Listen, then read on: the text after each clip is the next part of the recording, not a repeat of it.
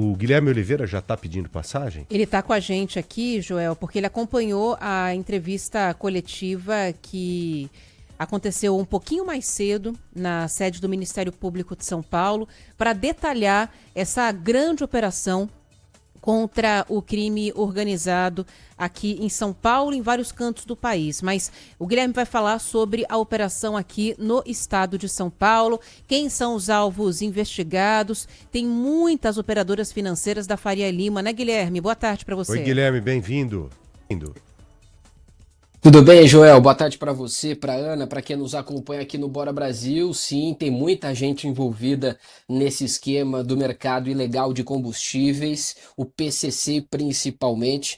Acabou agora há pouco uma coletiva no Ministério Público de São Paulo, no centro da capital, para detalhar a operação de hoje no território paulista. E, infelizmente, o PCC infiltrado em toda a cadeia produtiva dos combustíveis, o que significa desde a importação até a produção, distribuição e comercialização desses combustíveis no estado de São Paulo, em outros territórios também, mas a gente vai especificar dessa operação de hoje no estado de São Paulo com mandados de busca e apreensão. Não houve hoje mandados de prisão, apenas de busca e apreensão. Mais de 3 documentos foram apreendidos durante a operação de hoje. Também não houve fechamento de postos de combustíveis. Essa informação oficial por parte do Ministério Público de São Paulo. Então, os promotores, polícias civis, polícia militar, todo mundo ajudou. Foi uma atuação conjunta de diversas autoridades aqui no estado de São Paulo, assim como a Receita Federal, que contribuiu também para tentar apreender o maior número de documentos, para depois, futuramente, ter mais um desdobramento dessa operação com mandados de prisão. O PCC, Joel e Ana, começou a fazer parte desse esquema do mercado ilegal de combustíveis aqui no estado a partir do litoral. A gente vai ouvir agora o promotor do GAECO, o João Paulo Gabriel. Ele explica melhor como é que tudo começou, mas esse grupo começou com uma rede de 12 postos no litoral paulista e depois foi expandindo para outras cadeias dos combustíveis. Vamos ouvi-lo.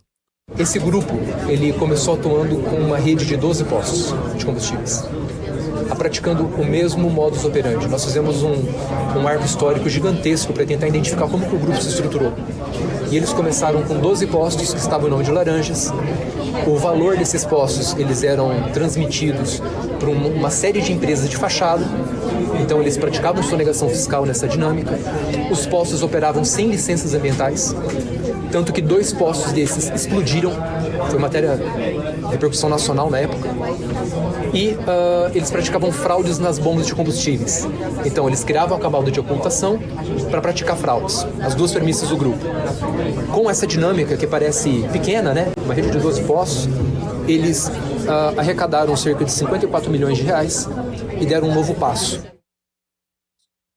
Bom, esse novo passo, então, foi a expansão para além dos postos, né, da comercialização, a distribuição, a produção e a importação. E essa importação é do metanol. A Ana disse já na abertura do programa, né, que tem que ter 0,5% de metanol ali na gasolina. Em alguns casos, em postos aqui de São Paulo, são 300 postos fiscalizados suspeitos de envolvimento com o crime só no estado de São Paulo. 300 postos. Os promotores não quiseram especificar a quantidade na capital paulista, mas em todo o estado são 300 postos. Em algumas localidades, o combustível tinha 90% de metanol. Essa importação chegava aqui no Brasil pelo porto de Paranaguá, no Paraná, com a documentação de que esse produto iria para indústrias químicas, mas era tudo uma farsa, iria para o crime organizado. A gente vai ouvir agora a palavra do promotor Yuri Fisberg. O metanol é um solvente químico extremamente tóxico, extremamente perigoso, que tem restrição na ANP para conter apenas 0,5% em combustíveis, por exemplo, na gasolina. Não obstante, fiscalizações no estado de São Paulo apontam alguns postos com até 90% de metanol, o que é extremamente arriscado para as pessoas, para os veículos, para o meio ambiente. E o metanol ele é importado por Paranaguá, em especial, e de Paranaguá ele deveria ir, ou formalmente ele é destinado a químicas, daí as buscas nos outros estados, em geral são empresas químicas, que ou são de fachada, ou tem uma atuação paralela bastante significativa de desvio desse metanol, que jamais chegou no Mato Grosso do Sul ou no Mato Grosso, aportando nos nossos postos para adulteração de combustível. Bom, e aí, Joel e Ana, em 4 anos, esse grupo criminoso, o PCC, conseguiu movimentar mais de 50 bilhões de reais, 52 bilhões de reais que eles conseguiram movimentar nesses 4 anos, e toda essa quantia era lavada e depois deslocada para fintechs, bancos digitais, gestoras financeiras e também fundos de investimentos. Esses fundos imobiliários. E são 40 fundos que eram até então controlados pelo PCC, ou por único cotista, ou por cotistas variados, dezenas de cotistas, inclusive eu, você, a Ana, gente que não tem nada a ver com isso e estava investindo nesse fundo imobiliário. E agora, claro, vai ter um trabalho também de investigação para dividir quem é do bem, quem está ali investindo nesse fundo imobiliário, sem saber que é do crime organizado para não ser responsabilizado por isso. Em relação a essas fintechs, a gente vai ouvir agora a palavra do secretário especial da Receita Federal aqui do país, o Robson Barreirinhas, porque ele levantou uma questão. Ele disse que aqui no Brasil, em razão dessas fintechs, há um paraíso fiscal. Vamos ouvi-lo. Nós vemos que há um paraíso fiscal hoje no Brasil, formado por fintech mais fundos agora. Essa é a grande novidade. No momento em que as fintechs não têm obrigações de transparência em relação, por exemplo, à Receita Federal, o que tem acontecido? A fintech ela não tem agência, né, bancária. Como é que o dinheiro entra ali? Por meio de contas bolsão dentro de instituições financeiras normais. Só que essa conta está em nome da fintech, não está em nome do real destinatário. Então nós não temos informação de quem é aquele titular do dinheiro. Quem tem essa informação é a própria fintech. E a partir daí ela pega esses valores e repassa para gestores de bens que investem em algum fundo, que é cotista único de outro fundo, que injeta esse recurso novamente no mercado, por exemplo, via empréstimos, via aquisição de debêntures. E essa empresa que tem uma lavagem de dinheiro aí, adquire bens, adquire mais de 1.500 caminhões, mais de 350 veículos leves que nós estamos vendo nessa operação. Bom, Joel, Ana, só para a gente encerrar aqui, os promotores, claro, não disseram os nomes dos postos de combustíveis que estão envolvidos com o PCC, com o crime organizado, mas infelizmente o que eles disseram é que há bandeiras conhecidas, bandeiras que a gente confia, que acaba abastecendo, só que não dá para confirmar ainda. Algumas fintechs, pelo que o responsável pela Receita Federal disse aí, vem funcionando como meios para lavagem de dinheiro. Você imagina uma conta sem um nome?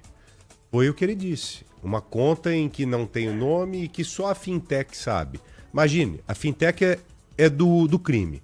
Eles abriram a fintech. Isso. Só eles sabem de quem que é a conta X.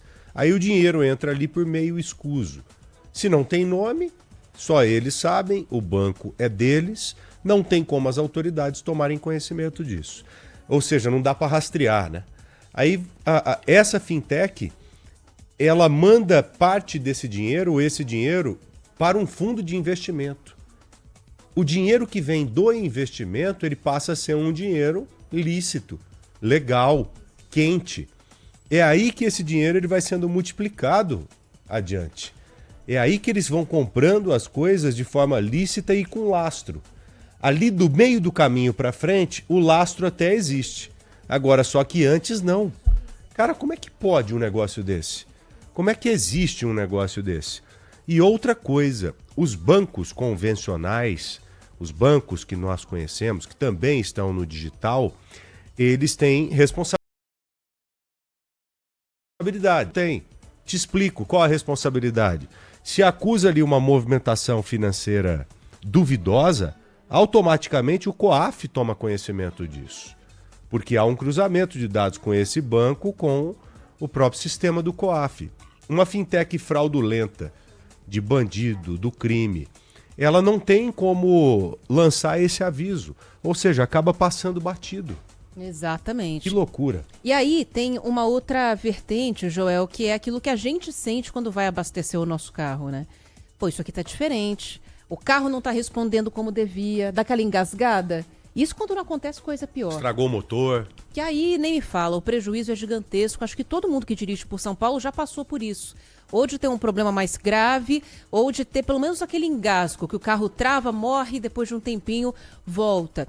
O setor de combustíveis, Joel, fala que já tinha denúncias, recebia denúncia de comércio ilegal há muito tempo, pelo menos 10 anos. O presidente do Sindicato do Comércio Varejista de Derivados de Petróleo de São Paulo conversou com a gente aqui na Rádio Bandeirantes, né? O José Alberto Paiva, o Zeca, fala que o comércio ilegal de combustível hoje já corresponde a 30% do total que é vendido nos postos. E esse tipo de prática prejudica quem vende legalmente. A gente tinha, como muito, uma denúncia feita pelo próprio revendedor, pelo próprio consumidor, às vezes, porque abastecia com produto de baixa qualidade, ligava para o sindicato, a gente orientava onde ele tem que fazer a denúncia, o próprio consumidor fazia denúncia à Agência Nacional do Petróleo, fazia denúncias ao PROCON, o consumidor procura um preço mais em conta.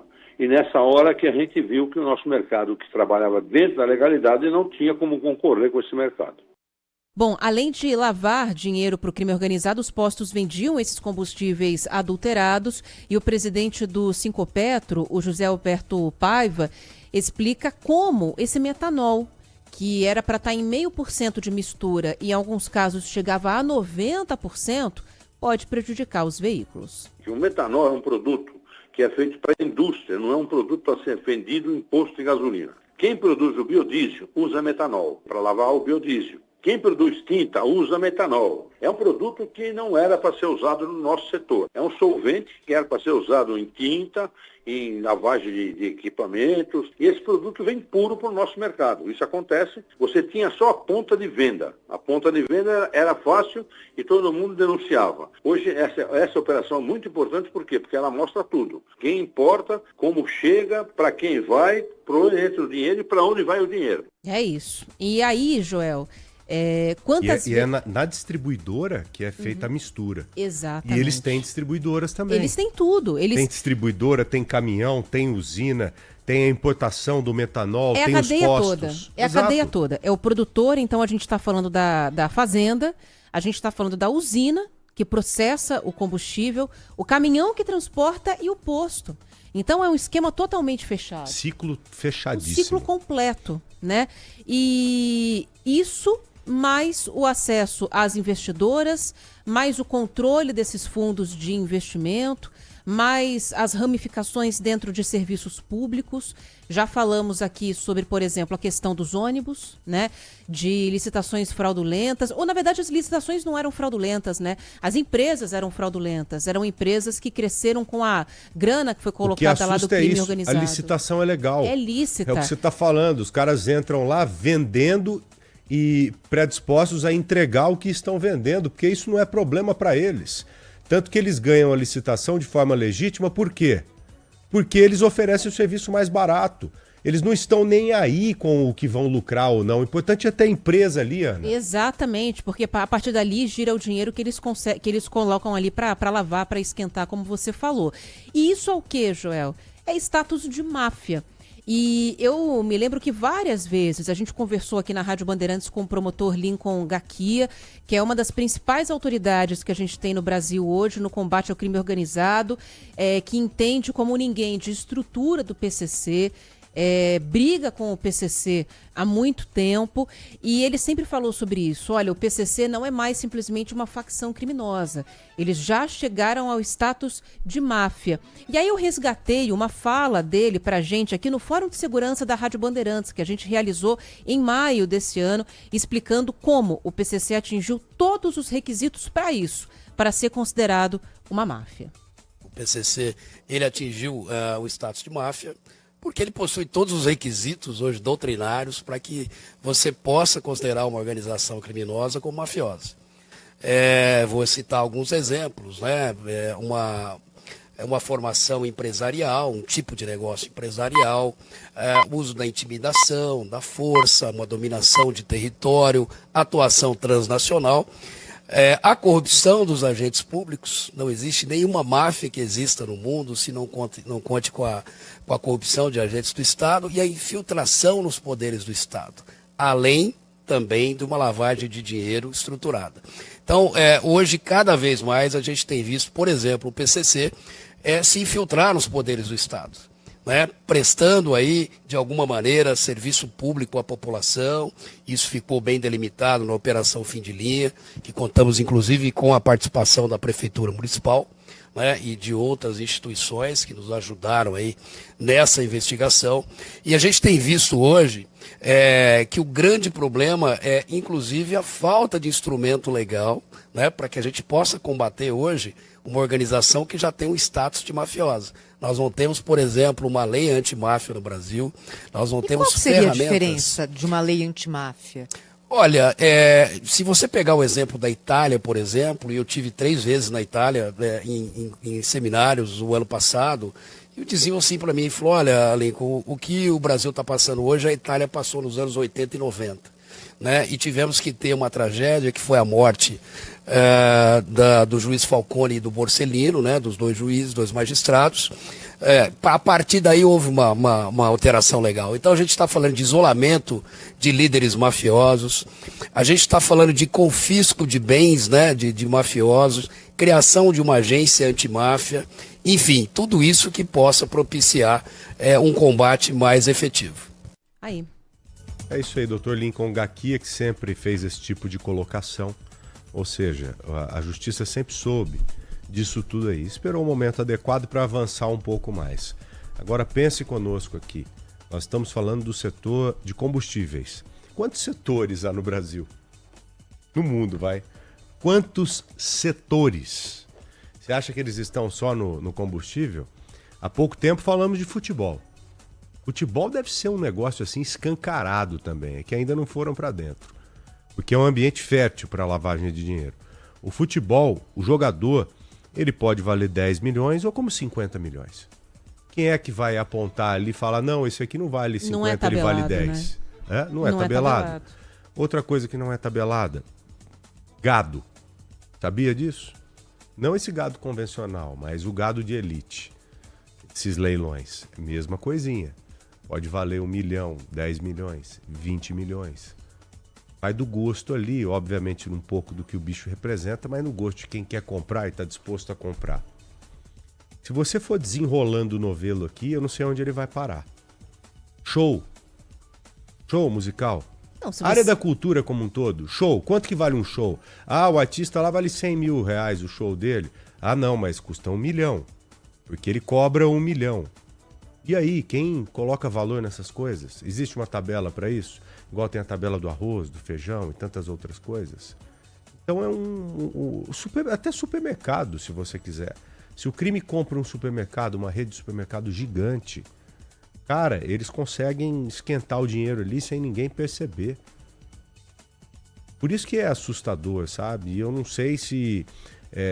Óbvio que foi importantíssima, essa operação foi importantíssima, mas eu vejo que outras operações nichadas serão extremamente necessárias daqui para frente.